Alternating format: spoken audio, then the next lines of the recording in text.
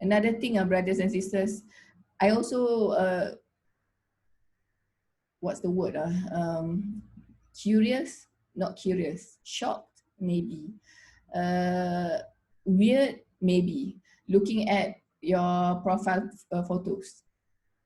So I don't understand some profile photos. Why, they are in Islam, if you do something sin, benda yang tidak baik, anything bad or sinful, there's a difference between doing it and then you hide it, and doing it and you display to everybody. There are two things. The sin, when you do it publicly and you show to everybody, the sin is bigger than you hide it. Do you know that in Islam? So anybody who do zina at the back, nobody knows. It's a big sin. But the one who do zina in public, the sin is even bigger. Like pornography, right? They're doing zina in front of everybody. So that is even bigger sins. So there's a distinction. So even if we are not a so good person, try to hide it. Do not show it to everybody. Okay? Then and make doa so Allah will cover it. So other people will not see our what do you call it? Kelemahan apa English? Shortcomings. Huh? Shortcomings. Our shortcomings, and make doa that Allah will cover our shortcomings ataupun in Malay aib or in Arabic aib. Okay, so now I gave you some time. I don't know whether you have time or not. Can anybody tell me what Hafizun Alim means? Can you write down again your name and metric number? I think I lost everything just now. Even the recording also lost. And this is weird. Normally MacBook never hangs, so I need to complain. What happens now? So can you write down your name and metric number while somebody explain to me what you understand about Hafizun Alim? I can say, madam. Yes, Hassan. Abdullah, sorry. Abdullah, can you talk louder, please? Yeah, sure, madam. So Hassan, Abdullah, you look the same. No, just kidding, maybe. Okay, go on. Okay, so Hafiz. Can you louder, Abdullah? Can you hear Imran? Imran, can you hear Abdullah? Yes, Imran? madam. Can you hear him? Yes. Oh, you can hear. I'm not very clear. So Abdullah, can you? All right, I will raise my voice. Okay. Okay, so Hafiz is caring, controlling, and honest, and Alim is someone who knows how to manage. That's what I understand after searching. Okay, good. Anybody else wants to add on to that? So that from the Egyptian perspective. Let's hear from Malaysian perspective. Any representative from Malaysia? We have many, right? Jangan malukan kita orang Melayu. Silakan. When I speak Malay, it's not important, so don't worry about it. Okay, so yes, Malay. Come on, one person.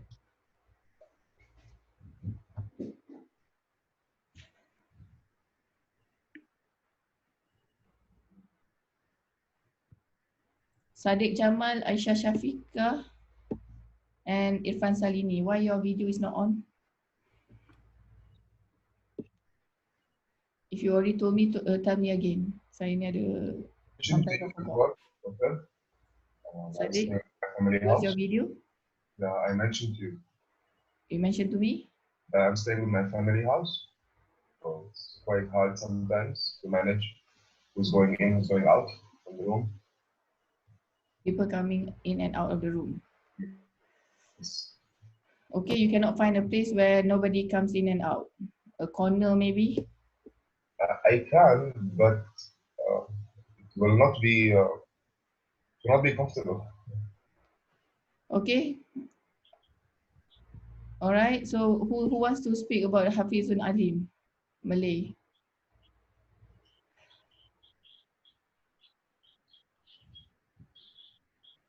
Tak ada wakil Melayu. Sedihnya itu.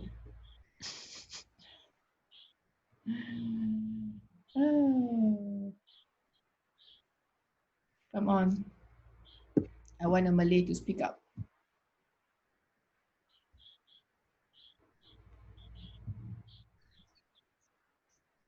Ikhwan. Dah tak ada orang sangat. I just pick anybody. You wearing orange, so it's like striking. So maybe you want to say something. Okay, Ikhwan.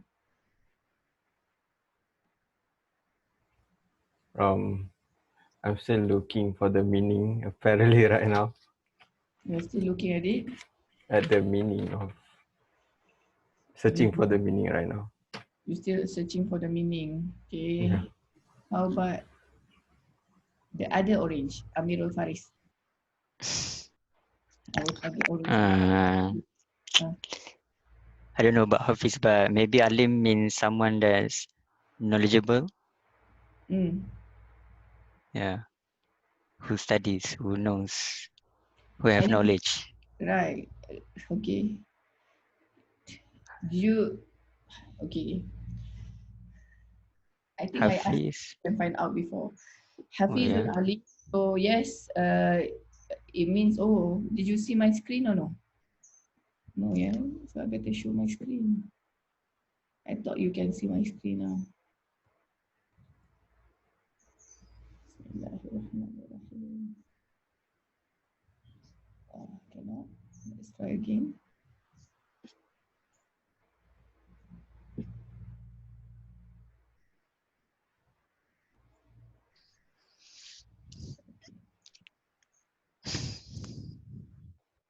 Profession in the Quran. Okay, so can you see my screen now? Yes, madam. So Hafizun a'udzubillahi minasyaitonir rajim qala ja'alni ala khazanil ard inni hafizun alim.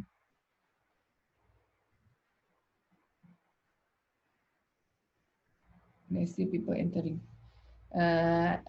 Hafizun alim. Hafiz is like here they translated is as custodian, the one who take care, who preserve.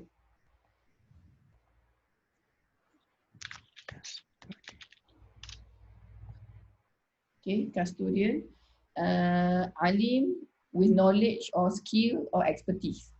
Okay, you know what this story about? The story of Yusuf and Malak, the what they call it, the minister. Who knows this story? The story about this ayah. Surah Yusuf, ayah 55. Who knows the story? Huh? IUM students, International Islamic University students should know, right? Who can tell me the story? You know, right? People out there always look up to you, to IIM student. For them, IIM student should be the imam. IIM student should know everything about the deen. That's what their expectation, and that's the hope of the ummah actually. To you, to all of you. Anybody knows this story? Yes, madam, I can try. Abdullah, other than Abdullah, so it's always Abdullah. It's good, Abdullah, but is there nobody else knows other than Abdullah in this class? Can I share the story? Okay, Hassan, go on. Okay, so it started when Yusuf alayhi salam rejected Zulaykha. So he went to prison for that, and then he met two prisoners. So those prisoners, they dreamed Cut of. short. You don't have to tell everything from just related to this ayah. Yeah, because one of the prisoners went to the king and Okay. told him about that. Yusuf is a great dream analysis. So then he called Yusuf and told him about what he dreamed. It was, I think the king saw seven fat cows that like has a lot of meat, and another that was so skinny. Okay, then when Yusuf analyzed that, he said that there will be 7 years with like a great weather. It's raining and stuff. Like it's so perfect for farming.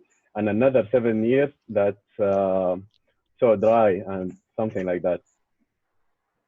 So, but then Yusuf said that like made me manage this like those warehouses where they like will store the wheat and these things. So because of his perfect managing, they will manage to like deal with this 14 years, like with this pandemic that's going to happen to them. Okay. So the meaning of that ayah, حفيظ عليم, that with my management, I'll be able like to like lead Egypt like into the safe like place. About safe? Safe place, like without having any hunger and stuff like that. Finish? Yes. Okay, thank you, Hassan. Do you understand, the rest of you? Were you listening? You understand? Yes. Yeah. Yes. Irfan, do you understand? Irfan?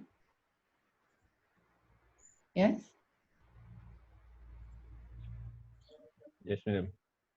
Yes. Can you conclude in one sentence about the story, since you understand?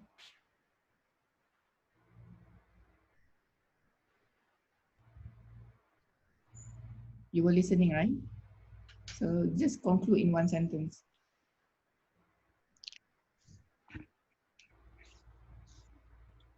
Madam. Hello, madam.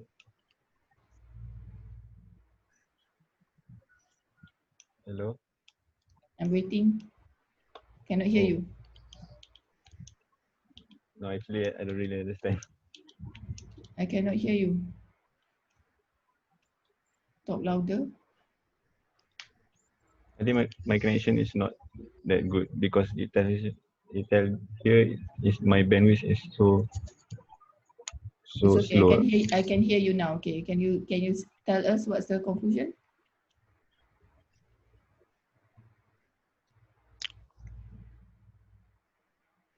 Hilang dah ke?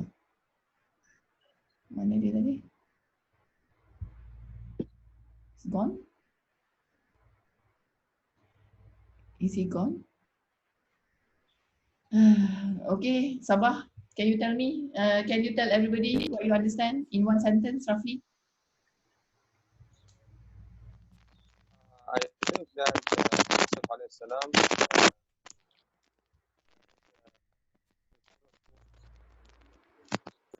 Can you hear anything? We cannot hear anything.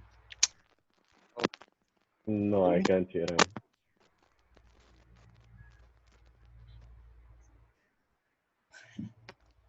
So we have internet problem. no, Okay, never mind. I think because of the internet, we cannot hear you. Is it my internet or his internet? Can you? I think it's his internet because I cannot hear as well. Okay, never mind. It's okay. So that's why I don't like online teaching. I cannot ask everybody. So never mind, kita kena bersabar. We have to be patient during this, test from Allah. Okay, so yes. So we learn about Qawiyul Amin. The other thing is Hafizun Alim. In this example that Hassan was telling the story, Yusuf volunteered himself to be the one like Minister of Finance for the country. So in Islam, we are not encouraged to ask for position. You don't go say, okay, everybody, you aim to become the what do you call it? Just for the sake of the power. In Islam, we are told by the Prophet not to chase all this. However, if there's nobody else can do the job, we need to volunteer. Okay, so you don't go say, Madam, you all of you are actually excellent people, and say, Madam, you should pick me to become the Prime Minister, just for the sake of the power. So in Islam, no, we don't go, because with power, and leadership, Allah will ask us in the day of judgment. Okay, so normally we don't ask for position. However, if in the situation you see that other people cannot lead, you see that people cannot manage the money properly, then Yusuf in this ayah, Allah recorded that he volunteered himself, because then he justify why. It's not because he wants the position and money and salary, because Hafizun Alim, because he will take care of it and he have knowledge of it. Okay, brothers and sisters, the same as if you go outside in the society and you go to the masjid for example, and everybody doesn't want to become imam. You don't go and say, oh, everybody choose me as an imam. You don't go there like that. So you see everybody and nobody have the capacity to become an imam. Then you have to volunteer yourself. So maybe I would like to volunteer myself because I have memorized, I don't know, 3 juz of Quran or something like that, you know. Or I'm IUM student, for example, the rest cannot even read Fatihah properly. So at least I can read Fatihah properly. So I volunteer, okay. So in Islam, we have to volunteer ourselves when we don't see other people can do it. Okay, we don't do it for the sake of power and of the money or worldly things. Okay, let's look back to my slide.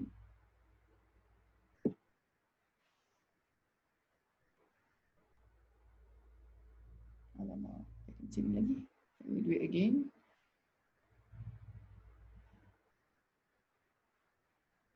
And you know, brothers and sisters, you know what's the crisis of the Muslim Ummah nowadays? Can you guess? One of the biggest crises of the Muslim Ummah nowadays are leadership. No one with Qawiyul Amin, Hafizun Alim. Sometimes they are maybe good heart, but have no Hafiz, no Alim. There's no expertise. They don't know about the ilm of managing a country, for example. And another one have the knowledge, but it's not Amin. It's not Amanah. Okay, so that's why we are in the situation we are in today. Or if you look all over around the world, look at the Muslim countries. Where are we? People are, what do you call it, kicking us around. Nobody cares. And even if our people are being killed, who cares, right? They can kill and then they can just go away just like that. And this is the state of the Muslim Ummah. And we should realize that, and we should aim to prepare ourselves to become the best Muslims so we can help the Ummah. And brothers and sisters, so you should prepare yourself to have the qualities of Qawiyul Amin and Hafizun Alim in whatever field that you do. Okay. Now, so strength, I will not go through this. I have roughly elaborated, so you can go and read on this. I just want to touch on the Abu Zar al-Ghifari, who already managed to find out about Abu Zar. Anybody? Anybody? Anybody knows who's Abu Zar? No? Yes? No? Don't know? Don't care? No, madam. Did you try to find out?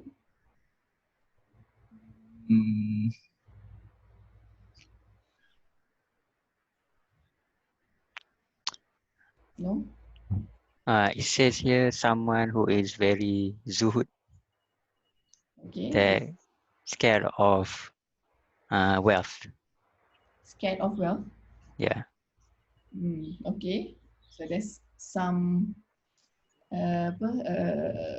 explanation. What else do you know about Abu Zar? One of the earliest person to convert to Islam. I cannot hear you, Ikhwan. One of the earliest person to convert to Islam. Yes. Do you know how was his conversion? Do you know how big is Abu Zar? The physical? Is it as big as Abdullah or Hassan? Or let's put the Arab. Normally Arabs are bigger compared to the Malay. You know, are they that big, or are they like Small Malays. You know? Abu Zar Al-Ghifari is a very interesting story about Abu Zar. I don't know we have time or not. Never mind. I will tell the story, the rest you read on your own, the slide. So you can just, I'm sure you're all smart people. You can just read the slides for the rest. I want to tell you the story of Abu Zar Al-Ghifari. Abu Zar Al-Ghifari is from a tribe. Do you know which tribe? A tribe of Lanun. Lanun apa bahasa Inggeris? Pirate. Pirates. They have, Abu Zar Al-Ghifari are coming from a tribe of pirates. You know, in the desert at that time of the Prophet Muhammad SAW, there are a lot of deserts, right? So when they go from one place to another place to do trading, so these pirates will go and attack and steal and kill people for anything that they can get. So their life is like that. Abu Zar Al-Ghifari are coming from that tribe. I don't remember the name of the tribe. So Abu Zar is from that tribe. So his life is full daripada kecil, from little to big, everything about munkar and fahsya. So not common, stealing, killing, robbing. That's the life. So one day, Abu Zar Al-Ghifari heard from one of the traders that is someone called Muhammad in Makkah that brings like a new religion, something like that, something good. So Abu Zar, Allah has opened the heart of Abu Zar, and Abu Zar went from his tribe, which is not in Makkah, somewhere else, to come to Makkah. And you know what happened? Abu Zar, in Makkah there's a Kaabah, right? There's a Kaabah. And Abu Zar is actually very little. It's not a big build. Abu Zar is actually small. Not like normal, like Omar or very big. No, it's small. So what Abu Zar did was he doesn't know anybody in Makkah. And plus he's from a tribe that people hate, right? Because he's been robbing and killing robbing people. So, and in the time of the Prophet Muhammad SAW, you need to have somebody, a tribe to take care of you. For example, if a tribe here say, oh, I'm taking care of this person, so nobody can kill that person. That's how it works at that time. And Abu Zar has nobody to defend him. So what happens is he hide, Kaabah have the like curtains, right? And Abu Zar will hiding behind the curtain every day. For how many days? And just drink from the, from the rain or something like that. And one day, so he's been doing it, and he's waiting to meet Prophet Muhammad SAW. He's not able to. One day, Abu Bakar went to the Kaabah and saw him, like he's coming out for a while, and then grabbed him and asked him, who are you? And Abu Zar told him, I am such and such. I come here to find Muhammad. And then Abu Bakar brought Abu Zar to see Prophet Muhammad SAW. And after that, after he told Prophet Muhammad so, and Prophet Muhammad told him about Islam, and he converted and he enters Islam. He's a very small built person, but his heart, daya juang in English, his fighting spirit, okay, because he's small, but his fighting spirit is very big. So at that time, the Islam was still sembunyi, sir, apa bahasa English? Secret. Huh? Secret. Yeah, the da'wah is still secret. So nobody go and announce the Islam. And he told Rasulullah SAW, Rasulullah, Ya Rasulullah, aren't we on the right path? Then Prophet said, of course we are in the right path. So we should tell people. So you know what he will do? He do his small build. He will go to the road of Mecca and he announced. No, he said Islam is the best religion or something like that. He tells about Islam. And guess what happens to him? And he's not from there, no tribe to take care of him. He was being bashed like crazy. So people knock him, kick him until he cannot move anymore. And Abu Bakar went there and saw him.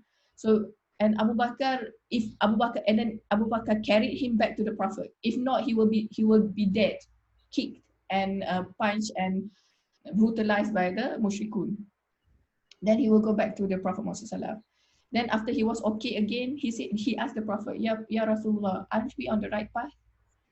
And the Prophet said yes, but I want to go there. The Prophet said don't go, because Prophet know that nobody will take care of him. But he said I want to go, and he went to the Makkah again, got bashed again until 3 times, and every time he nearly died.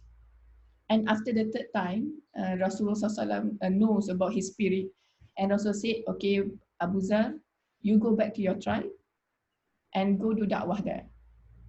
And subhanallah, Abu Zar, only know little and only a small man, he went back to his tribe, and after, I can't remember, even nearly a year, the whole tribe, the one who do robbing and killing, the whole tribe become Muslim because of him alone. This is Abu Zar.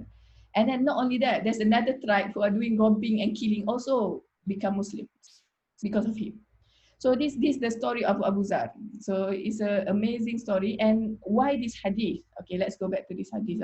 Actually, this hadith that Prophet ﷺ said about Abu Zar. So knowing Abu Zar having this amazingly fighting spirit, although, you know, so our physical doesn't determine our spirit, you know. You can be very small, but your heart is very big. And that's what Allah sees. Sometimes your physical can be very big, but you have a small heart. Okay. Inna Allah la yanzuru ila suwarikum wala ila ajsadikum walakin yanzuru ila qulubikum wa a'malikum. Do you understand what it means? Inna Allah la yanzuru ila suwarikum wala ila ajsadikum. Allah, this is another another hadith by the Prophet Muhammad SAW. Rasulullah said, Allah doesn't look at your face. You have pimples, you have fat face, small face, no. Or Allah doesn't look at your physical. You are tall, black skin, light skin, no, fat, thin. The Prophet said Allah doesn't look at that. Allah looks at walakin, but Allah looks at your qulubikum, your heart, wa a'malikum, and whatever you do. That's the most important thing in the sight of Allah, brothers and sisters. Nowadays, the world that we live in, everybody looks at the outer appearance. How smart you see, how beautiful you are, how handsome you are, how rich you are, you know. But to Allah, it doesn't mean anything, because Allah gives us everything that's already Allah given. Allah wants to see our effort, which is our heart, and whatever we do for His sake. So, so this hadith, the Prophet Muhammad SAW was saying to Abu Zar, "Oh Abu Zar, you are a weak leadership while it is in the mandate, and later on the day of resurrection, he will be ashamed and remorse except those who take to their rights and fulfill what he was supposed to exert the leadership."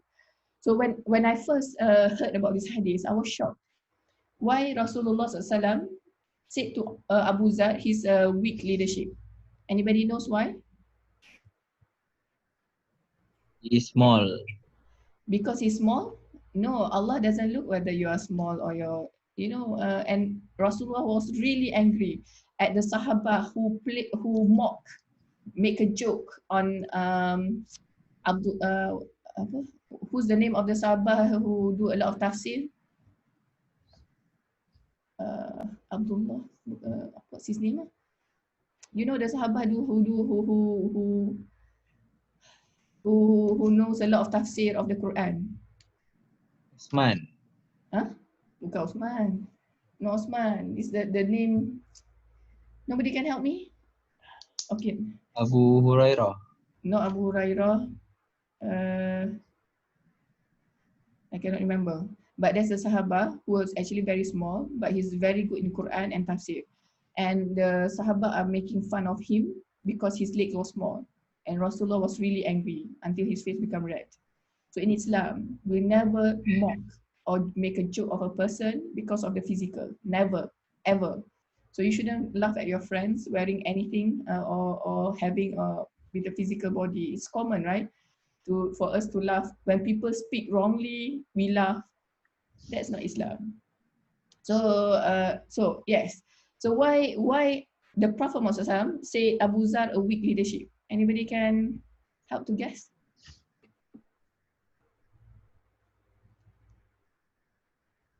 He's small. Daniel, bukan small lah, small bukan jawapan dia. Small is wrong. Daniel Faiz.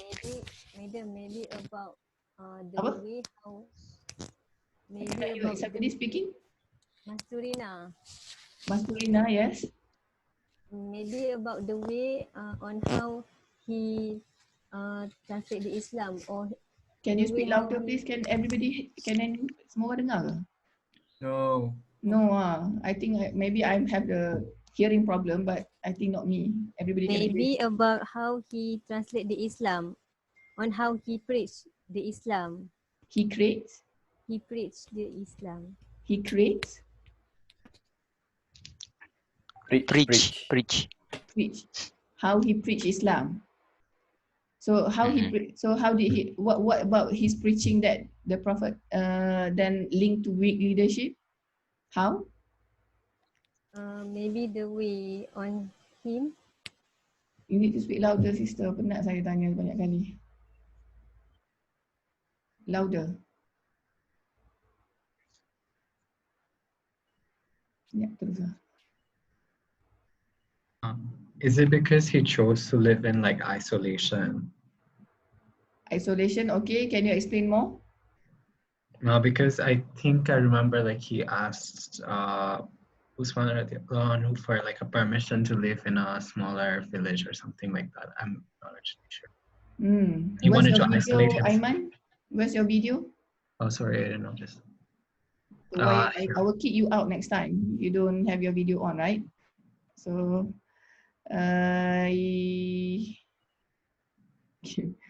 so yes, it has to do with not exactly related, but not really related. That's the ending of the story. Basically, anybody else want to try this evening so that all are not sleeping? Madam, I searched the name of the Sahabi before, Abdullah ibn Mas'ud. Yes, Abdullah ibn Mas'ud. Yes, he has a small character as well. His legs are very small, and some Sahaba make fun. You know, just it doesn't have like intention. We're just laughing. But the Prophet was really angry and say, "Are you going back to Jahiliyyah?" So in Islam, subhanAllah, Islam is very beautiful. If only we know Islam, we will not make fun of our brothers and sisters. Whether they are not Malay, they're international, they are Moroccan, they are Egyptian, they are Saudi, they are Jordanian. No, doesn't matter. It doesn't matter to Allah. What Allah sees is your heart and your action. And you will be asked in the day of judgment about your heart and action. Okay, brothers and sisters, don't. Physical is nothing. So physical, but the world that we live now, everything about physical. Very sad. Okay, so who wants to tell why weak leadership? Why Abu Zar weak leadership? Anybody else want to try? I like this asking question game. At least I have a time to rest. Ada? No? Maybe because it requires a lot of responsibility. And I think Prophet Muhammad didn't see that in Abu Dhar. Not clear, Hassan. You need to speak louder. Because it needed a lot of responsibility, like to manage the whole ummah. And maybe Prophet Muhammad didn't see that on him. Not really. I will tell you why. But thank you for the attempt. So Abu Zar, it has something to do with the characteristics that who mentioned about Abu Zar being zuhud. Who said just now? Yeah, I did. Amir Faris. It has to do with the characteristics of Abu Zar. Abu Zar, he's a very strict Muslim, and mashallah, very good. So he, and you know, at that time of the Prophet Muhammad Sallam, there's an ayah in the Quran that's, I cannot remember the ayah again. That's my fault. My memory is not very good, but I can understand the whole picture, but the detail I cannot. So don't be like me. You should understand the whole picture, Remember the whole picture and the detail. So this ayah was talking about money. So so it said that you cannot keep money overnight.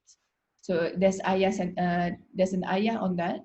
And then majority of the Sahaba understood the ayah means that you need to give zakat. If you give zakat, then you can keep the money. If you don't keep zakat, you cannot keep the money.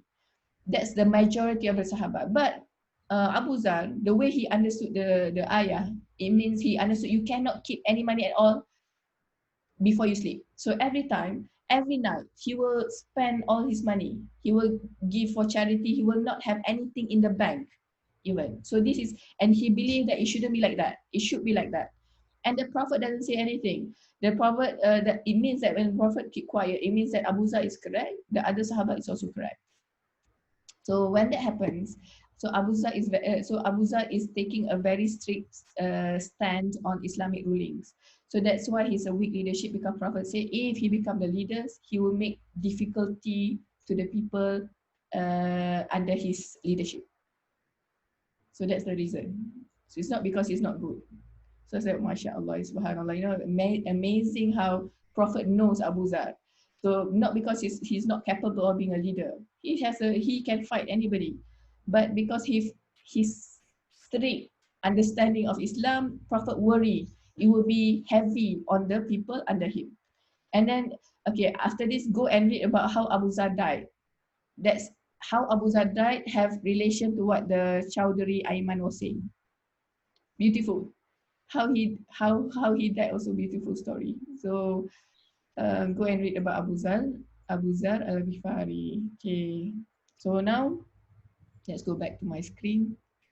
Any question? No? Yes, no? Yeah. Not interested?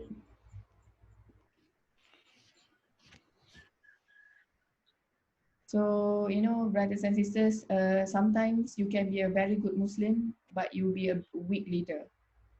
So, so not everybody, if you don't have the leadership qualities, you need to brush the leadership qualities. It doesn't mean that you cannot be a leader.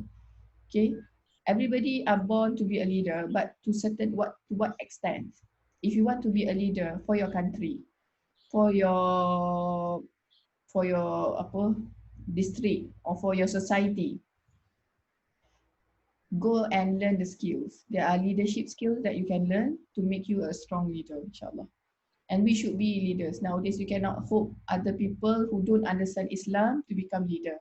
If we understand Islam, we are the one who's supposed to be the leader. Okay, so trustworthiness, you can read here. There's a lot of ayah talking about amanah. Okay, and amanah is very important. And the one thing that that the characteristic of a hypocrite, munafiq, is he doesn't fulfill the amanah. So brothers and sisters, all of you have amanah as I mentioned before. Please make sure that we take care of our amanah. Yang ni you baca sendirilah, the ayah. You know, if you take this, we take the whole 2-3 weeks. We just explain the ayah. It's beautiful. You know, the ayah of Quran, the hadith, Islam is just beautiful. But we need to go and find. So I hope in this class it's just like a seed for you to go out and learn more about Islam. So there are those four represent the principles of Islamic professional ethics, including the following: preservation of rights. So we need to make sure that we give rights, the hak of people, the rights of people. What are the rights of a Muslim? What is the right of your mother? What is the right of your father? You know, you need to know this. And what is the right as an engineer? What is the right of the employer to you? What's the right of IUM to you? Okay, and then you need to know your duties. If you have amanah, you need to know what is your duty and give justice. Make sure adil when you dealing with yourself and human beings. Don't be zalim. Okay, you need to do justice. Nanti if I ask you what is justice, there'll be a long, but I hope that you understand what justice means, right? Justice, that it doesn't mean it's the same. I mean, men and women, we are different. We have our own role to play. So, and it means cover individual and social behavior. Okay, so the rest you can read. Okay, now I want to go before we end. This is 10 minutes. Itqan and ihsan. Anybody knows what itqan and ihsan means?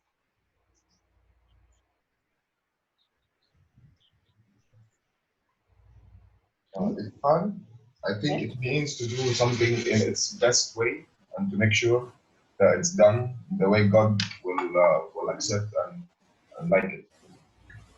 Can you hear Amirul? Yeah, I can hear. Can you repeat that? Is it that to do something in the best way, the way that God will approve? Will approve, huh? Yeah. Good. So normally itqan and ihsan mention nearly the same in terms of meaning, roughly nearly the same.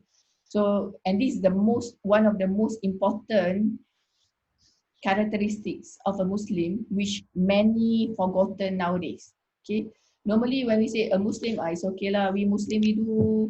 If you get CGPA 2.5 is enough. If you are thinking 2.5 is enough, it means you don't have itqan and you don't have ihsan. Okay, itqan and ihsan means that we are doing everything to the best of our ability in order to please Allah. In everything, in studying engineering ethics, you do my project, this course, right, with itqan, the best that you can. Why? We are not doing it for the sake of human being. We are doing it for the sake of Allah. So, and you become an engineer, you be the best engineer that possible. If you can possibly be the best, that is the best thing that you can be. That's it, gone. And that's a characteristic of a Muslim. We don't do anything half-heartedly. That is not from Islam. A Muslim do everything with full heart and conviction. So, brothers and sisters, let's do muhasabah. Are we like that? How do you study? Do you have itqan in your study? When you do ibadah to Allah, when you do prayer, salat, zuhur, asar, maghrib, isya, subuh, are you doing it with itqan? Do you do the best of your ability, or you just do it half-heartedly? Then you call yourself a good Muslim? And itqan, it covers from cut through all from ibadah directly with Allah and other forms of ibadah, as an engineer, as a student, as a son, as a daughter. You know, everything need to have itqan. So that's why when I do something, I will do to the best of my ability, so that I can say to Allah, Ya Allah, I did my best. During my PhD, I did my PhD in UK, and in the research group, there's only one Muslim, which is me. The rest are non-Muslim, mostly Chinese, some atheists. My supervisor was, I think, Christian plus atheist. Sometimes he say he doesn't believe in certain parts, so because he's using his logic. Because Christianity is not logical. So when things are not logical, he refrains. And when so sometimes we have 4 hours, 4 hours straight talking about Islam with my supervisor. His name is John David. So so that's why, and I've been forced to defend Islam. So he will ask any kind of question about Islam. So sometimes I don't know the answer. Many times I don't know the answer. So I will go and find out. But in my group, there's no Muslim. So I did the best that I can. Saturday, Sunday, Monday to Friday, I'll be in the lab. Saturday, Sunday, I'll be in the lab. There's no day that I will not be in the lab. And I'll be in the lab until 11 o'clock at night. Can you imagine, for 5 years? Why? Because I have to prove to them that Muslims are having itqan. Muslims are working hard. Muslims are smart. Muslims are the best student that they can get. And I feel that's my amanah at that time. So and whether I did my best, whether the best is good enough or not in his eyes, it doesn't matter. For me, it's in the eyes of Allah. Allah knows that I tried my best. So I remember during weekend, my friend will go for picnic, barbecue. I will go to the lab. And sometimes at night, or because night, right? Sometimes the winter there is fast.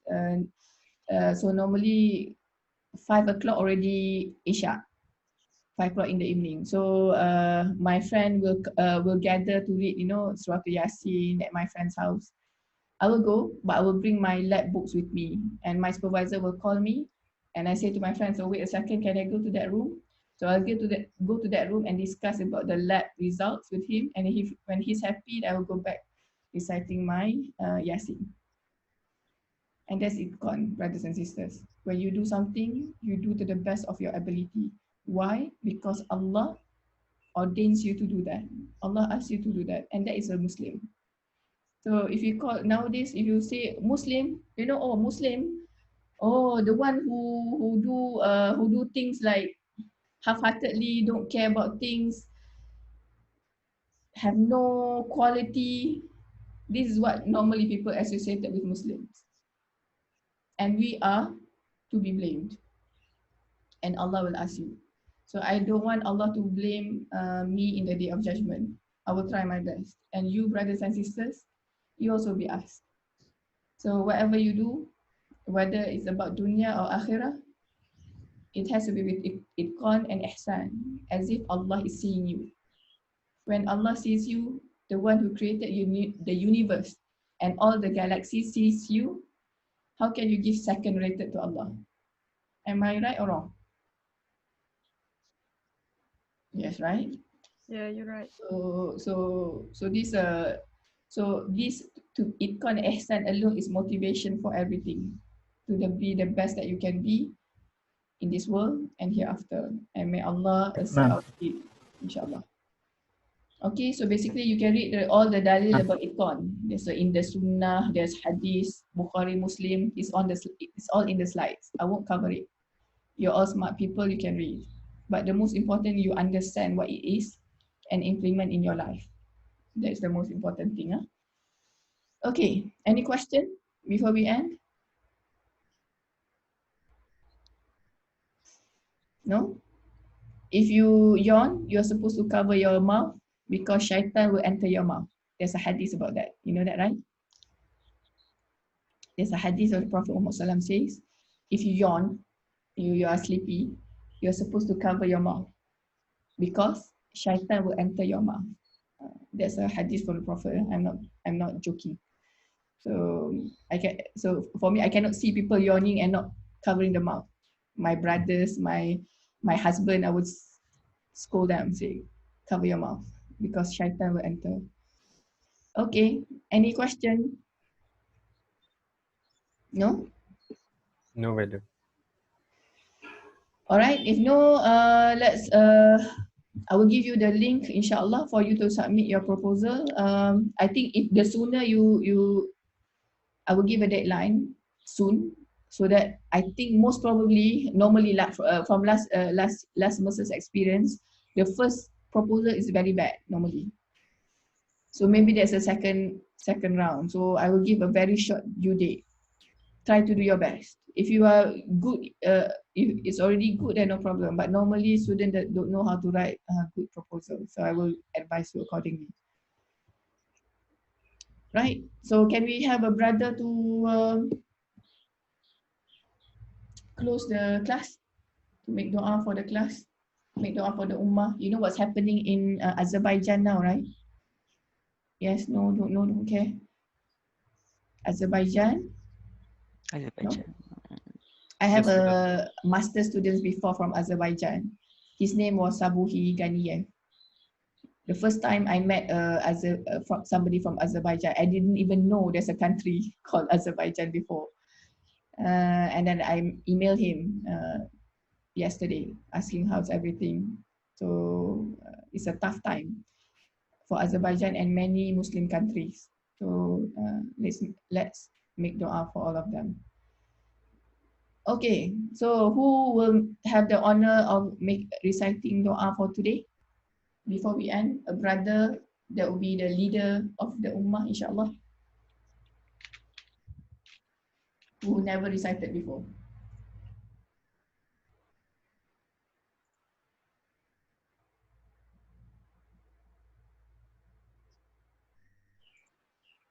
And this is a teacher asking you, not anybody.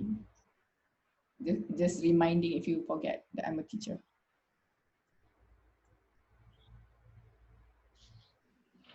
بسم الله الرحمن الرحيم اللهم أحينا بالإيمان وأمتنا بالإيمان وأدخلنا جنة مع الإيمان اللهم رب اغفر لي ولوالدي وارحمهما كما ربياني صغيرا رب اشرح لي صدري ويسر لي أمري واحلل عقدة من لساني يفقهوا قولي سبحانك لا علم لنا إلا ما علمتنا إنك أنت العليم الحكيم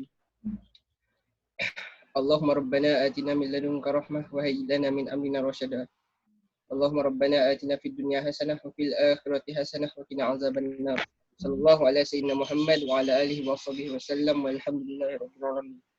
Alhamdulillah Rabbil Alamin. Okay, thank you very much. Let's go with tasbih kafarah. Subhanakallahumma wa bihamdika asyhadu an la ilaha illa anta astaghfiruka wa atubu ilaik.